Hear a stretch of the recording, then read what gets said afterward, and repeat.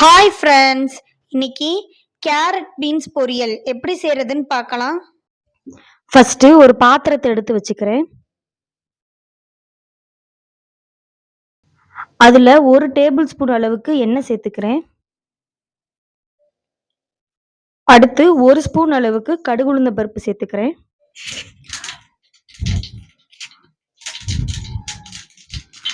கடுகு உளுந்த பருப்பு பொரிஞ்சதும் கொஞ்சோண்டு கருவேப்பிலை சேர்த்துக்கிறேன்.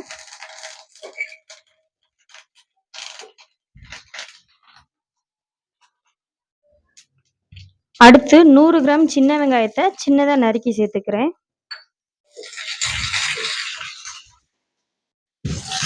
வெங்காயம் நல்லா கண்ணாடியா வதங்குற அளவுக்கு நான் வதக்கிக்கிறேன். 150 கேரட் எடுத்திருக்கேன். 150 பீன்ஸ் எடுத்திருக்கேன். இப்ப ரெண்டையும் தண்ணி ஊத்தி நல்லா அலசிக்கிறேன். இப்ப நம்ம தண்ணி ஊத்தி அலசின கேரட்டையும் பீன்ஸையும் சேர்த்துக்கலாம்.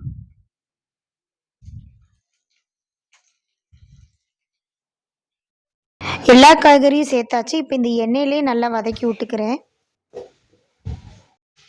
இப்போ கொஞ்சோண்டு உப்பு சேர்த்து நல்லா மிக்ஸ் பண்ணி விட்டுக்கிறேன்.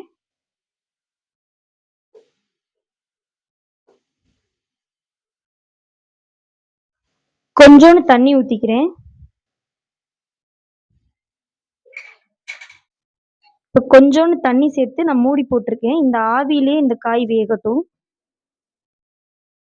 ஒரு 5 நிமிஷம் கழிச்சு நல்லா திறந்து பார்த்துக்கிறேன். காய் வெந்துருச்சான்னு பார்த்துக்கோங்க.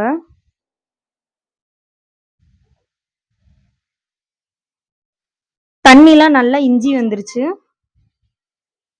காயும் நல்லா வெந்திருக்கு. இன்னொரு 5 நிமிஷத்துல இதை இறக்கிடலாம்.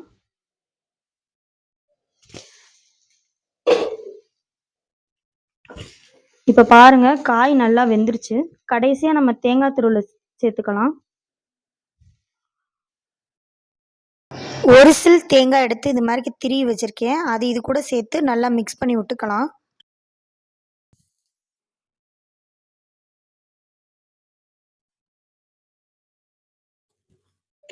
தேங்காய் போட்டு நல்லா 2 நிமிஷத்துக்கு நல்லா வதக்கி விட்டோம் ஃப்ரெண்ட்ஸ். அவ்வளோதான் ஃப்ரெண்ட்ஸ், கேரட் பீன்ஸ் பொரியல் நல்லா ரெடி ஆயிடுச்சு.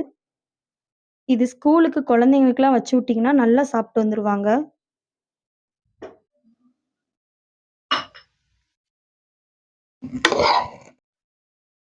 அவ்வளோதான் ஃப்ரெண்ட்ஸ், கேரட் பீன்ஸ் பொரியல் இன்னைக்கு எப்படி செஞ்சோன்னு பார்த்தோம். உங்களுக்கு இந்த ரெசிபி பிடிச்சிருக்குன்னு நினைக்கிறேன். பிடிச்சிருந்துச்சுன்னா லைக் பண்ணுங்க, ஷேர் பண்ணுங்க. எங்க சேனல் பிடிச்சிருந்துச்சுன்னா சப்போர்ட் பண்ணி சப்ஸ்கிரைப் பண்ணுங்க. உங்களை நான் நெக்ஸ்ட் வீடியோல சந்திக்கிறேன். நன்றி, வணக்கம்.